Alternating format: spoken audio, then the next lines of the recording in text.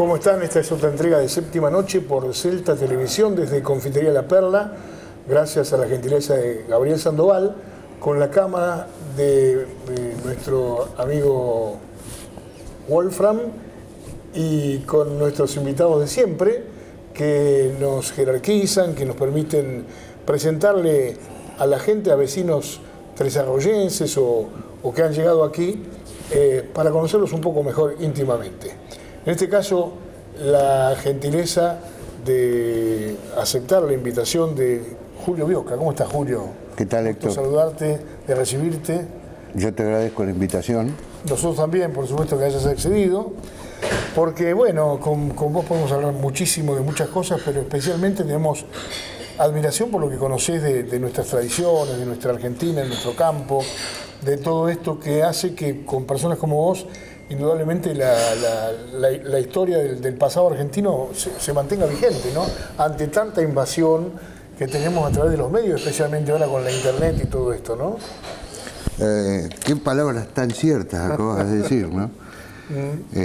Yo simplemente soy un curioso de la historia y un admirador de las tradiciones. Sí.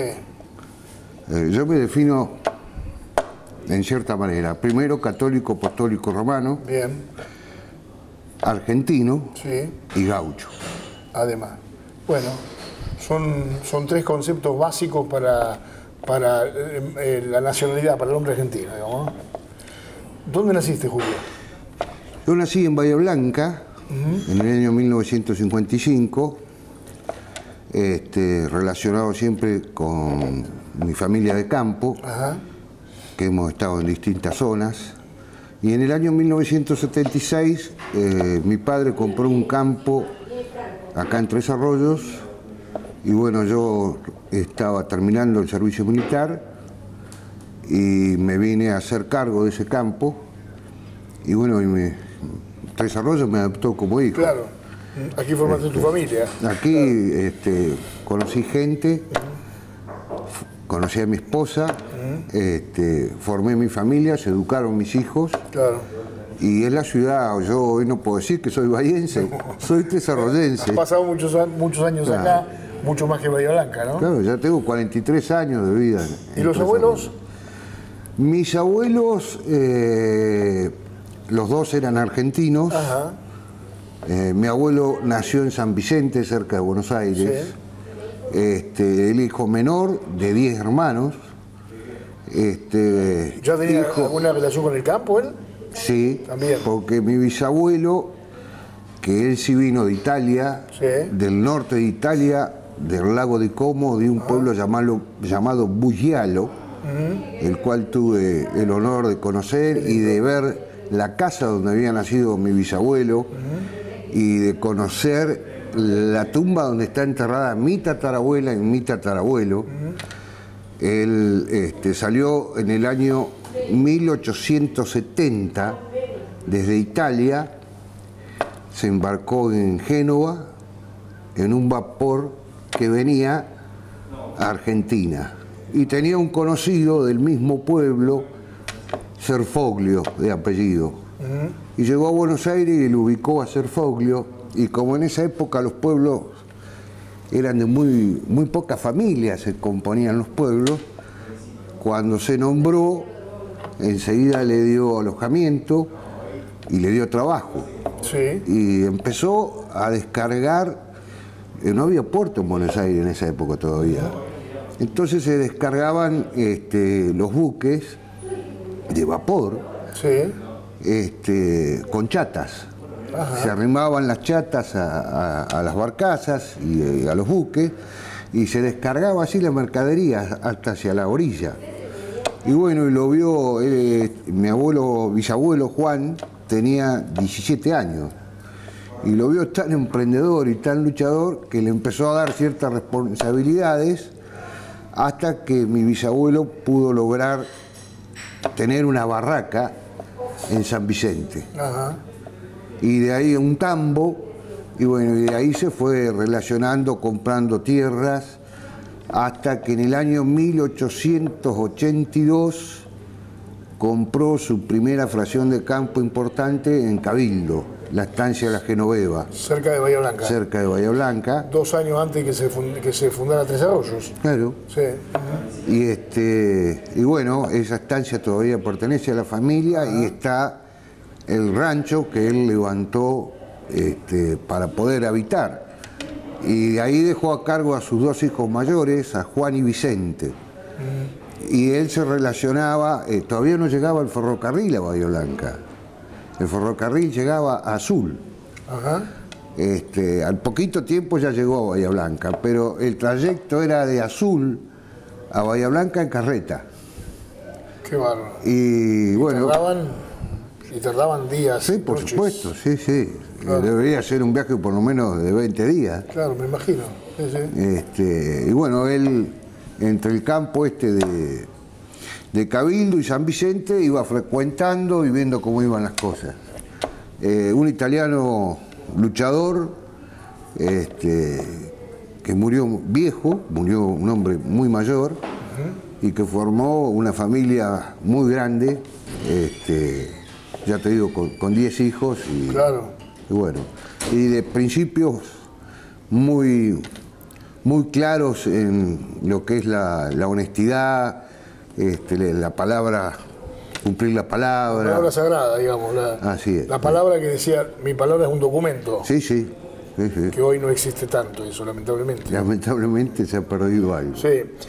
De allí nació tu padre, de ese italiano. No, de mi abuelo, nacido en San Vicente, nace mi padre en Punta Alta, nace. ¿En Punta Alta? Porque ya mi abuelo en ese momento estaba a cargo de uno de los campos que después también había comprado mi bisabuelo, y nace en Punta Alta, mi padre. ¿Y quedó familia en esa zona? Sí, Claro. Sí, la familia Bioca, originalmente, ya te digo, es de San Vicente. Sí. Y de Bahía Blanca. Sí. Después hay, por ser tantos hijos, hay en Necochea, en Mar del Plata, en Junín, provincia de Buenos Aires. Pero bueno, una familia grande, Grande, una familia sí, ya extendida en integrantes, ¿no? Sí. ¿Cómo fue lo tuyo, digamos? ¿Cómo fue tu infancia? Y mi infancia fue en los colegios de aquella época, donde la disciplina venía de la casa. La mejor. Y en el colegio se iba a aprender. Sí, claro. Pero se iba a aprender con rigor.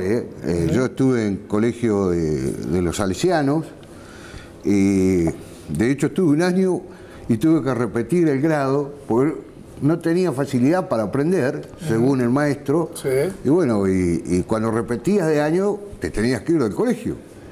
Así que el segundo grado lo repetí y fui a la escuela número 2 de Bahía Blanca, donde terminé mis estudios primarios. Y de ahí en más fui a un colegio de pupilos en Pigüé, colegio salesiano. Ah, también. También. Hasta tercer año. Pero evidentemente mi pasión no era el estudio, Sí. Era el campo. Yo esperaba ansiosamente El las fin de semana. vacaciones de Claro. invierno Claro. y las vacaciones de verano para ir al campo. En ese ambiente de gauchos, de tareas rurales, yo me sentía feliz y cómodo, como lo sigo haciendo hoy. Ahora, claro. Donde entro en ese ambiente me transformo. Qué lindo. Los salesianos tuvieron la virtud de ser formadores, digamos, mejoradores de la sociedad, de los naturales de la tierra, de los nativos. Sí, por supuesto. La obra de Don Bosco Sí. fue muy importante, y de hecho Seferino Mamuncurá, Sí.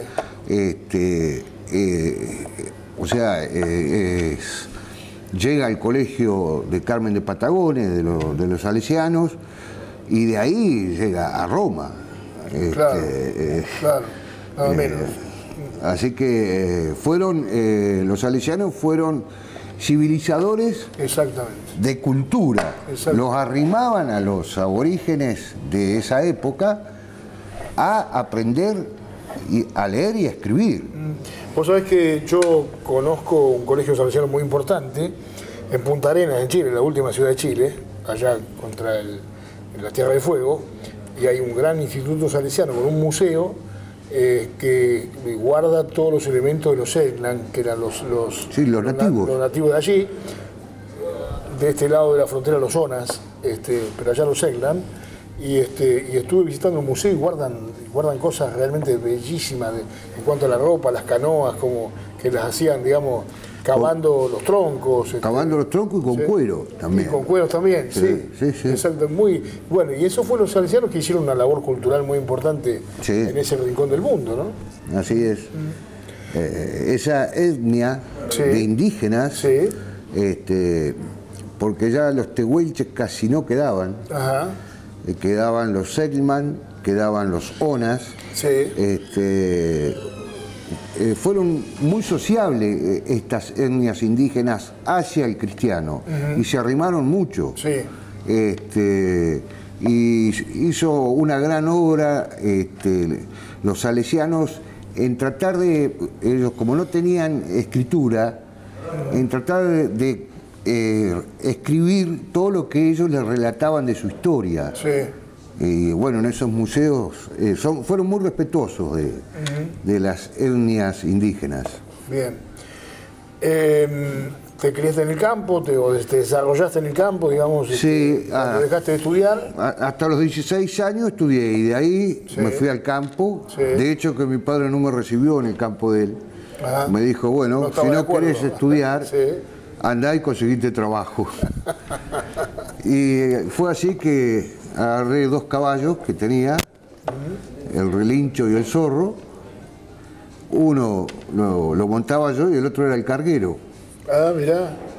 Y salí a buscar trabajo.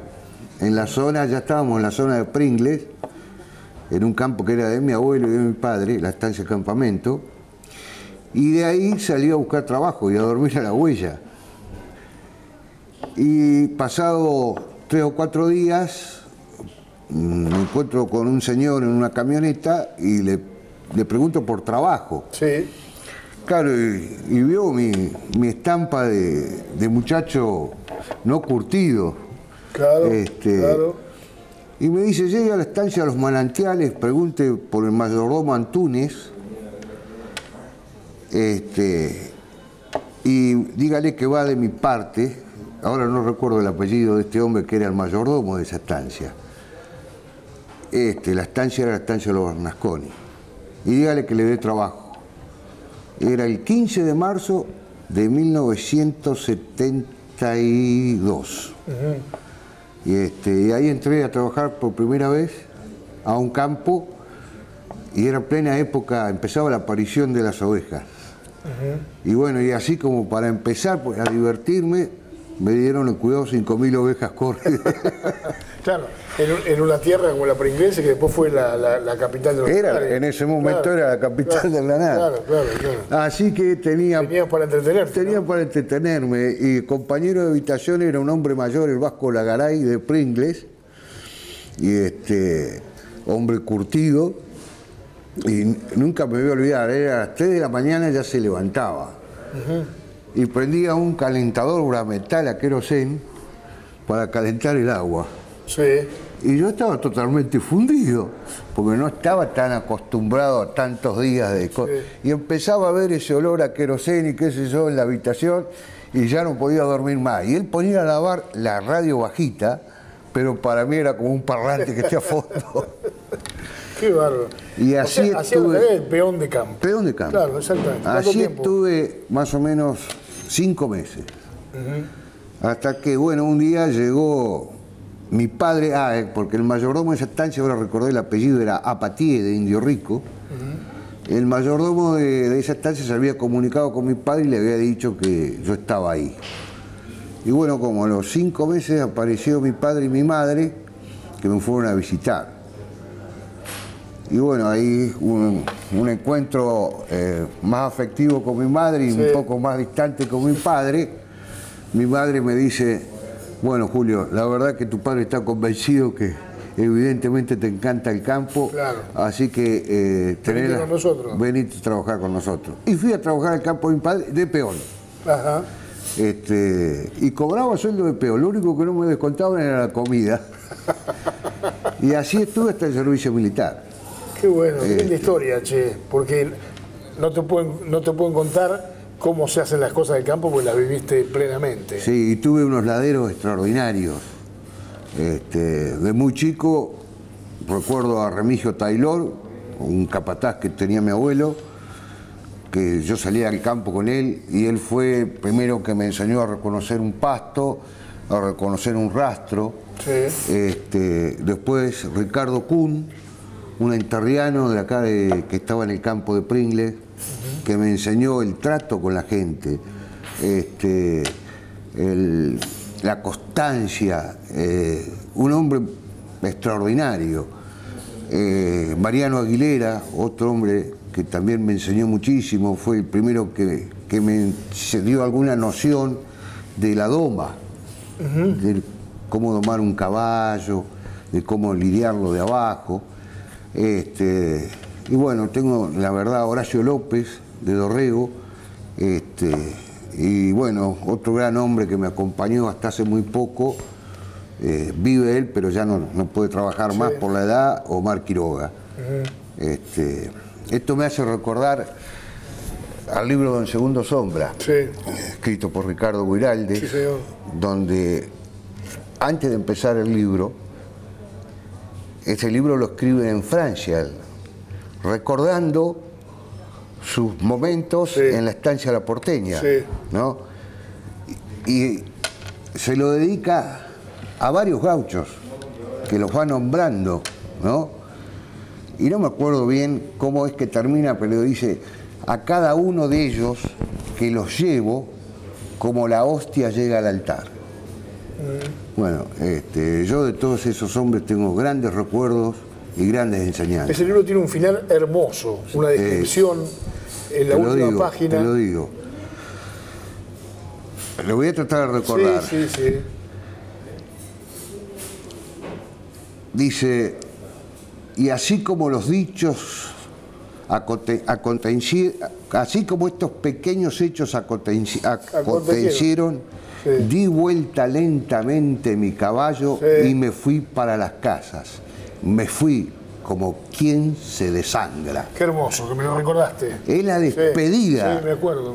De un muchachito que ve un personaje como el Segundo Sombra, un muchachito vago, ¿no?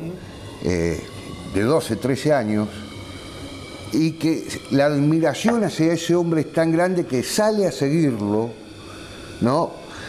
Hasta que este hombre lo adopta como ladero y lo hace un hombre, un hombre de campo, con todas las habilidades. Y llega el momento que Fabio Cáceres, el personaje en quien está escrito el segundo Sombra, está escrito en primera persona, donde se tiene que despedir, porque había heredado una estancia, ¿no?, de Don Segundo Sombra. Y fíjate cómo es la despedida del lazo que habían creado ellos dos, de enseñanza y de amistad, que dice: me fui como quien se desangra. Sí, me acuerdo ese final, por eso que me acuerdo patente. Yo leí ese libro y me encantó ese final, me quedó. Después se llevó al cine. Se llevó al cine.